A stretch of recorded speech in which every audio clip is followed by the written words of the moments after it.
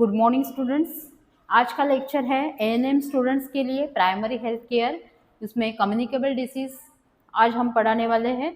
So communicable disease ये क्या है? जो फैलने वाले बीमारी है उसको बोलेंगे कम्युनिकेबल डिसीजेस। ओके, जो हम कभी मेडिकल में जाएंगे तो कलरफुल टैबलेट्स दिखेंगे। ओके, सो ये कलरफुल दवाई हर एक अलग अलग दवाई अलग अलग डिसीज़ के लिए रहती है। ठीक है, सो हमने जो देखा है एनवायरनमेंट में बहुत सारे डिसीजेस है।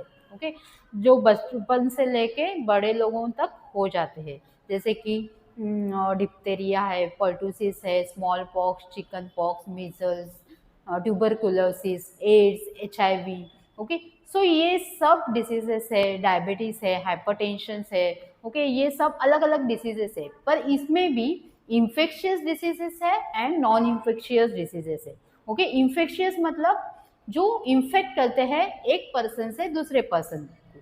ठीक है, मतलब फैलने वाली बीमारी, उसको बोलेंगे communicable diseases. And non infectious मतलब जो एक पर्सन से दूसरे पर्सन तक नहीं फैलती, वैसी वाली बीमारी, that is diabetes, hypertension etcetera. Okay, so हम आज पढ़ेंगे कम्युनिकेबल डिसीजेस के बारे में, दैट इज इन्फेक्शियस डिसीजेस। ठीक है, सो ये इन्फेक्शियस डिसीजेस अलग अलग माइक्रो ऑर्गेनिजम्स से हो जाते हैं।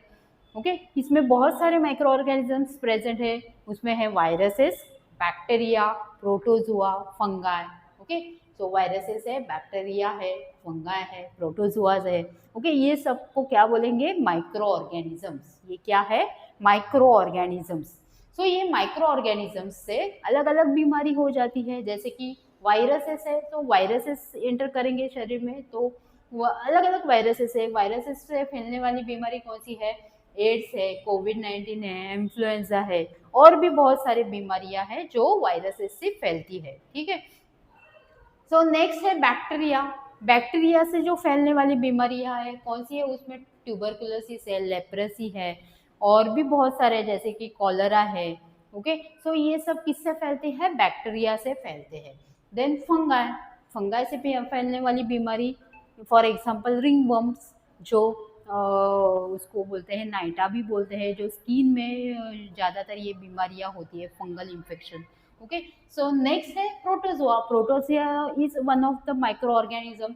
सो प्रोटोजोआ से होने वाली बीमारियां कौन सी है? मलेरिया है, काला आजार है, येलो फीवर है। ये सब किससे होते हैं? प्रोटोजोआ से होते हैं। ठीक है, ये सब मैंने इंट्रोडक्शन करवाया आपको।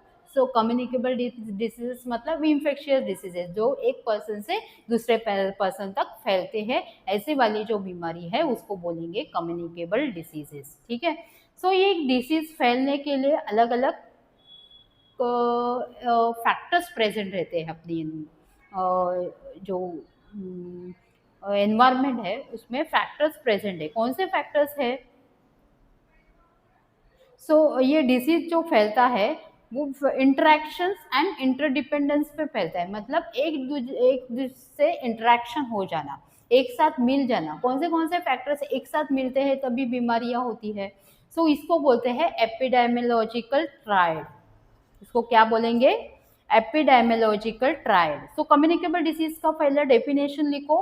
Communicable diseases is the illness due to a specific infectious agent that produce the toxins and begin direct and it is capable to begin direct and indirect transmission from the man to man. Okay, so एक person से दूसरे person तक फैलने वाली बीमारी। Okay, communicable disease मतलब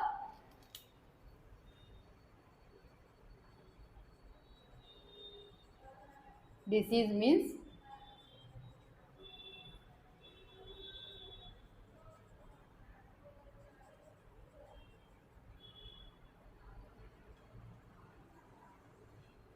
spreading infection from one person to another. Okay, so इसको बोलेंगे communicable disease, that is the infected agent. Okay, मतलब इन्फेक्टेड एजेंट से दूसरे पर्सन को होने वाला इन्फेक्शन। सो इसमें एपिडेमियोलॉजिकल ट्रायड प्रेजेंट है. सो एपिडेमियोलॉजिकल ट्रायड मतलब what? So epidemiological triad, according to the epidemiologists, the disease result from the complex interaction between disease result from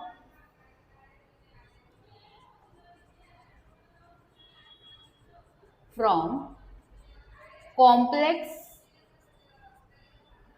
interaction between agent, host and environment.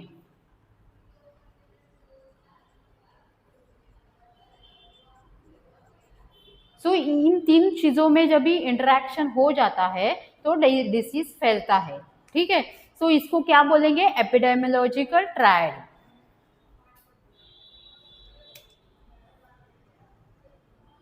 This is known as epidemiological triad.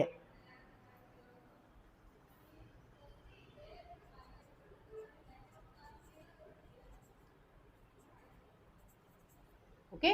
सो इसको क्या बोलेंगे? Epidemiological triad. So disease result from the complex interaction between agent, host and environment. This is known as a epidemiological triad. So ये तीन चीजों में interaction हो जाता है, मतलब एक दूसरे से मिल जाते हैं, तभी डिसीज निर्माण होता है, डिसीज प्रोड्यूस होता है. ओके. सो ये एपिडेमियोलॉजिकल ट्रायड में एजेंट है, होस्ट है एंड एनवायरमेंट है. एजेंट कौन सा भी हो सकता है, दैट इज माइक्रो ऑर्गेनिज्म हो सकता है, बायोलॉजिकल एजेंट हो सकता है, फिजिकल एजेंट हो सकता है. ये आगे जाके हम डिटेल में पढ़ने वाले हैं. सो जो एजेंट है, सो एजेंट कौन सा है? सब्सटेंस लिविंग और non living whose presence absence of which may initiate the disease. जो डिसीज पैदा करता है उसको बोलेंगे एजेंट. ओके. सो इसमें living and non living things भी होते हैं, जैविक और अजैविक थिंग्स भी हो जाती है. ठीक है. So causes of disease, biological agent. So agent पहले देखेंगे. एजेंट में बायोलॉजिकल एजेंट भी रहता है.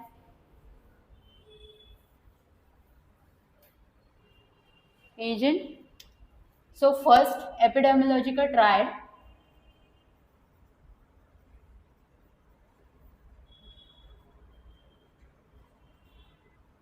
सो एपिडेमियोलॉजिकल ट्रायड जब भी हम दिखाते हैं तो ऐसे ट्रायंगल की तरह दिखाते हैं. तो इसमें क्या क्या है? एजेंट, होस्ट है एंड एनवायरमेंट है. ओके. सो ये जो ट्रायंगल है ये एपिडेमियोलॉजिकल ट्रायड का ट्रायंगल है. सो एक साथ जब भी इंटरेक्शन हो जाता है तभी डिसीज हो जाता है. ठीक है. सो एपिडेमियोलॉजिकल ट्रायड में पहले एजेंट के बारे में देखेंगे हम लोग. ओके. सो एजेंट क्या है? सो जो डिसीज पैदा करता है उसको बोलेंगे एजेंट. सो इसमें बहुत सारे एजेंट है. कौन से हैं? Biological agent,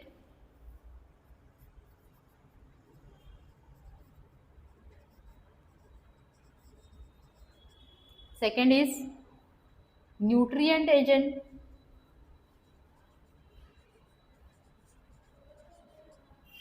third one is physical agent,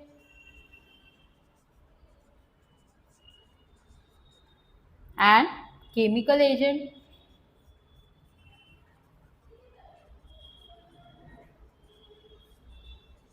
and fifth one mechanical agent.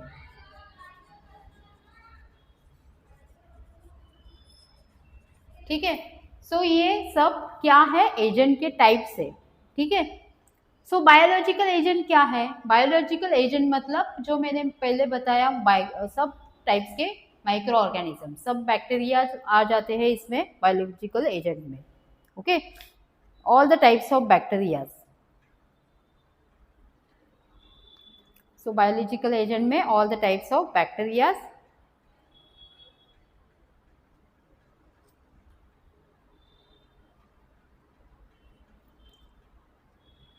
all the types of microorganisms, sorry, मतलब वायरसेस,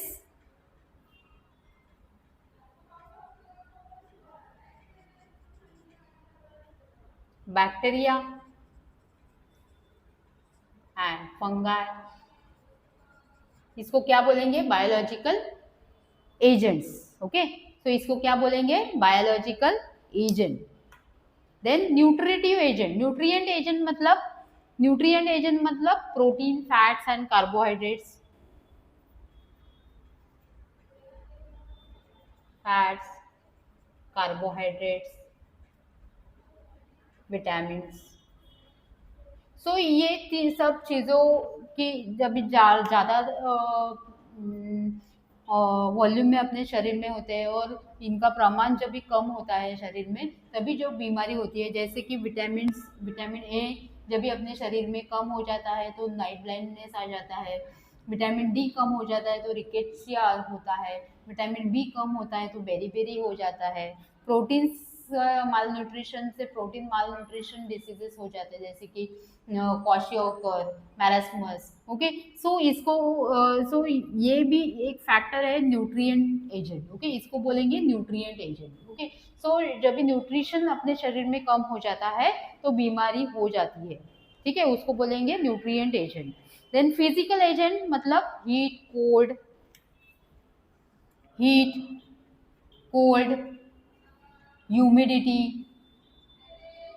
सो इनके वजह से भी बीमारी फैलती है, जैसे कि ज़्यादा हीट रहने से हीट स्ट्रोक हो जाता है, कोल्ड की वजह से भी लोग बीमार हो जाते हैं। ठीक है, सो ये physical factor, that is the physical factors. Okay, ये फिजिकल फैक्टर में आ जाता है। उसमें और भी आ जाते हैं, जैसे कि रेडिएशन है,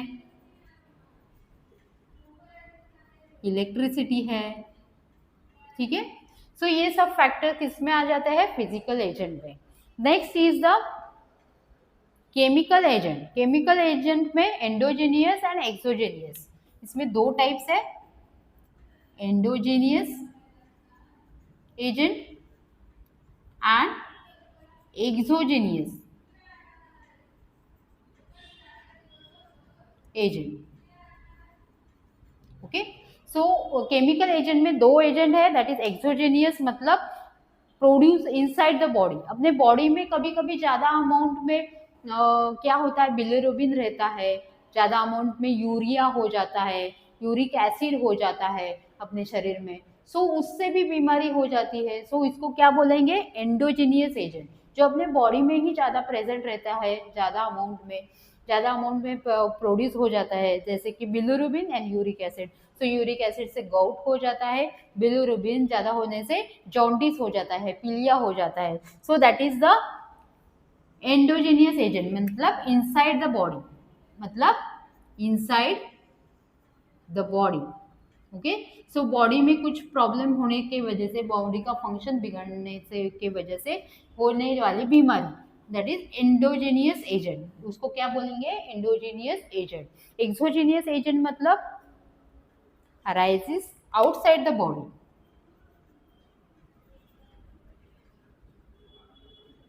ओके, एक्सोजेनियस मतलब arises outside the body।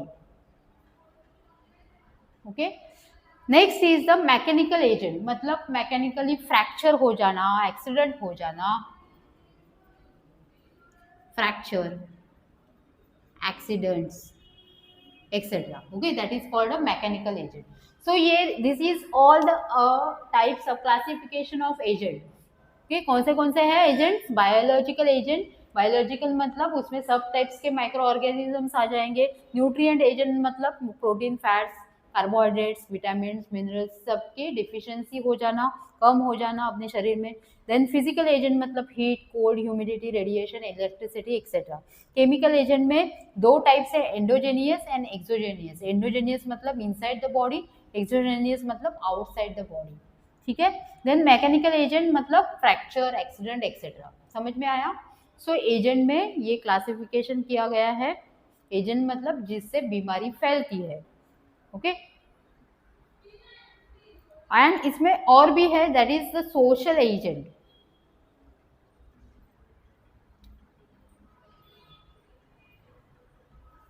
So outside the body मतलब जो गैसेस से होने वाली बीमारी, मतलब फ्यूम्स से होने वाली बीमारी। ओके, जो एलर्जिक कंडीशंस है उसको बोलेंगे exogenous factors. Okay, matters, allergens etcetera. Then one more thing that is social agent. और एक है वो जो सोशल एजेंट है. सोशल एजेंट मतलब गरीबी, poverty, smoking, alcohol, drug abuse etcetera. Okay, drug abuse, alcohol, poverty etcetera. Okay, so ये क्या है? सोशल एजेंट है. समझ में आया स्टूडेंट्स? सो इसमें क्लासिफिकेशन किया गया है. एजेंट मतलब जो डिसीज फैलाते हैं उसको बोलेंगे एजेंट. ये एपिडेमियोलॉजिकल ट्रायड में का वन फैक्टर है एजेंट. सो एजेंट का क्लासिफिकेशन किया गया है biological factor, physical factor, nutrient factor, chemical agent, mechanical agent and social agent में. समझ में आया? उसका मैंने एग्जांपल देके आपको डिटेल में बताया है. नेक्स्ट हम देखेंगे होस्ट के बारे में. ओके, सभी अभी एजेंट का आप लोगों को पता चला. नेक्स्ट होस्ट क्या है? होस्ट मतलब जिसमें वो एजेंट जाने वाला है और बीमारी पैदा करने वाला है, उसको बोलेंगे होस्ट.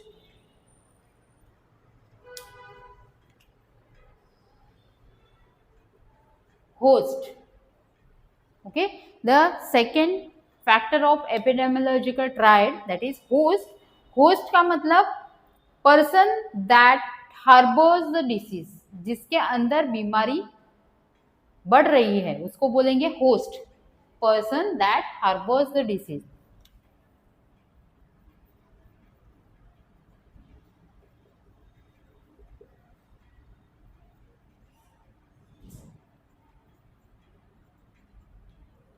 जो पर्सन उसके अंदर बीमारी बढ़ रही है उसको बोलेंगे होस्ट. ओके, इसमें भी होस्ट में भी अलग अलग फैक्टर्स, अलग अलग क्लासिफिकेशन किया है. जैसे कि demographic characteristics.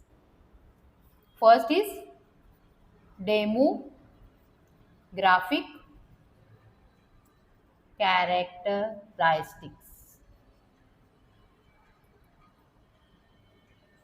Okay, then second one is biological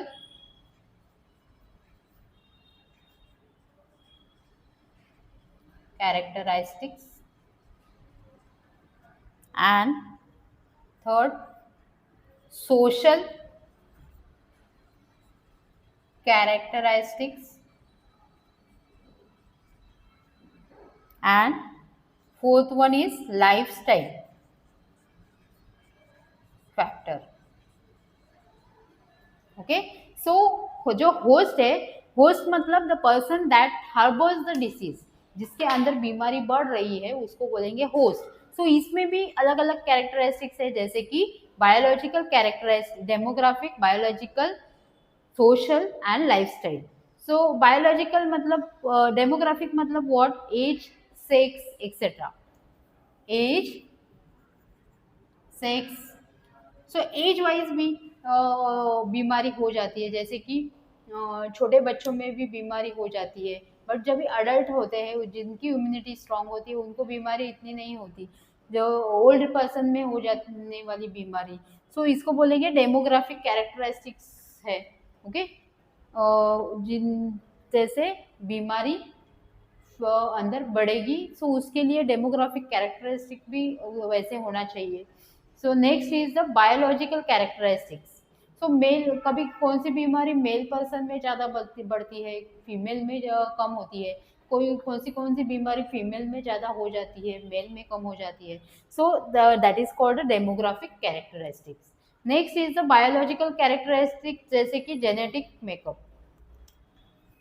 जैसे कि जेनेटिक एंड क्या बोलेंगे, जेनेटिक मेकअप एंड इम्यूनिटी.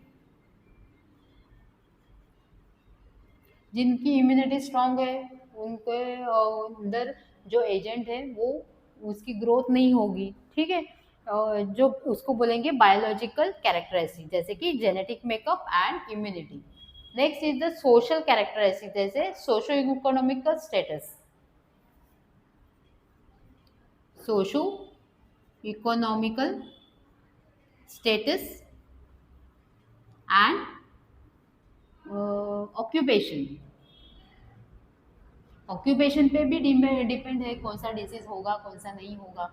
जिनका ऑक्यूपेशन अच्छा है तो उनका लाइफस्टाइल भी अच्छा रहेगा। जिनका ऑक्यूपेशन बहुत जो रास्ते पे काम करते हैं गटर में काम करते हैं सो उनको बीमारी ज़्यादा हो जाती है। ठीक है, socio economic status characteristics social characteristics में क्या आएगा, socio economic status and occupation. Next is life style. तो लाइफस्टाइल में क्या है, फिटनेस है, न्यूट्रिशनल हैबिट्स है, फिटनेस, न्यूट्रिशनल हैबिट्स एक्सेट्रा। सो जो जिनके न्यूट्रिशनल हैबिट्स अच्छा है, फिटनेस अच्छा है, फिजिकल एक्सरसाइज है, सो उनको बीमारी कम हो जाएगी। सो ये ऐसे लोगों को बीमारी कम हो जाती है। ठीक है, सो होस्ट में भी कैरेक्टरिस्टिक्स है जिसके ऊपर बीमारी डिपेंड रहती है, जैसे कि डेमोग्राफिक कैरेक्टरिस्टिक मतलब एज और सेक्स, बायोलॉजिकल कैरेक्टरिस्टिक मतलब genetic makeup and immunity, social characteristic मतलब socio economical status, occupation etcetera. Then lifestyle मतलब फिटनेस है, न्यूट्रिशनल हैबिट्स है, फिजिकल एक्सरसाइज है, this and behavioural factors. So ये सब किस में आता है, होस्ट की कैरेक्टरिस्टिक में। Okay, and next is the environment. So environment भी अपना सराउंडिंग एनवायरमेंट कैसे है उसके ऊपर डिपेंड है। The third factor epidemiological factor is environment.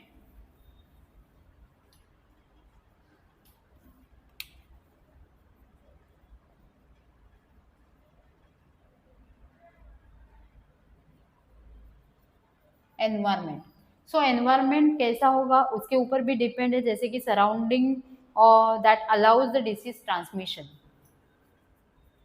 Surrounding that allows disease transmission.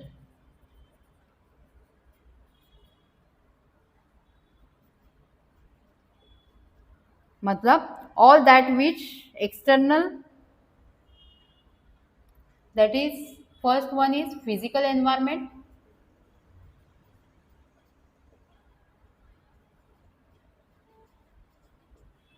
second thing is biological environment,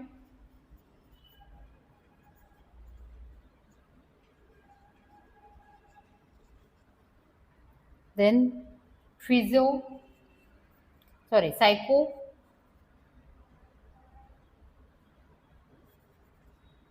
psychological environment।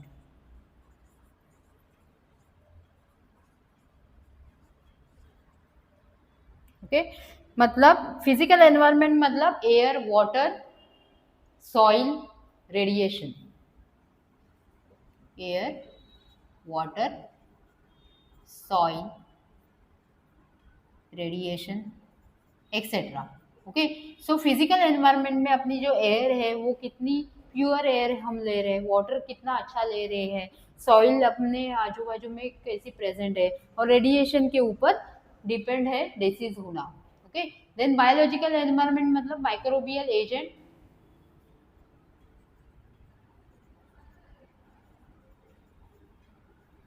Animals and plants. Okay, so अपने आजू बाजू में सराउंडिंग में क्या क्या प्रेजेंट है, एनिमल्स ज़्यादा प्रेजेंट है, प्लांट्स रहेंगे, सो वैसे बीमारी हो जाती है। ठीक है, देन साइको सोशल एनवायरनमेंट मतलब cultural customs and beliefs, culture, customs and beliefs. Okay, so culture customs and beliefs के ऊपर भी जो अपना एनवायरनमेंट है, कल्चरल एनवायरनमेंट कैसे है, कस्टम कैसे है, बिलीव्स कैसे है, उसके ऊपर भी डिसीज प्रेजेंट है। ठीक है, सो एपिडेमियोलॉजिकल ट्रायल में ये तीनों फैक्टर प्रेजेंट है, तीनों फैक्टर के बारे में हमने पता किया है। सो इसमें टाइम भी रिक्वायर्ड है। टाइम मतलब जो इंक्यूबेशन पीरियड है, how long a person is infected, कितने टाइम तक पर्सन इन्फेक्ट रहेगा। इंक्यूबेशन पीरियड मतलब जब भी एक एजेंट अपने शरीर में आ जाता है और उसके बाद जो साइंस एंड सिम्टम्स दिखने चालू हो जाते हैं, उसके बीच में वाला जो पीरियड है उसको बोलेंगे इंक्यूबेशन पीरियड। ओके। सो ये टाइम भी बहुत ज़रूरी है, टाइम कितना, हर एक डिसीज़ के लिए अलग अलग इंक्यूबेशन पीरियड है, उसका रिकवरी पीरियड भी अलग है, ठीक है। सो ये है economic epidemiological triad, communicable disease क्या है और एपिडेमियोलॉजिकल ट्रायड क्या है, ये आज हमने देखा है। और एजेंट फैक्टर कितने हैं, होस्ट कैसे रहेगा, इसका कैरेक्टरिस्टिक कैसे रहेंगे, और एनवायरमेंटल फैक्टर क्या क्या नेसेसरी है डिसीज कंडीशन होने के लिए, ठीक है। ये आज के लेक्चर में हमने देखा है, ठीक है। Thank you students. हम नेक्स्ट लेक्चर में देखेंगे अलग अलग कम्युनिकेबल डिसीज है, इनके पॉजिटिव फैक्टर्स क्या है, उनके बारे में हम लोग पढ़ेंगे, ठीक है।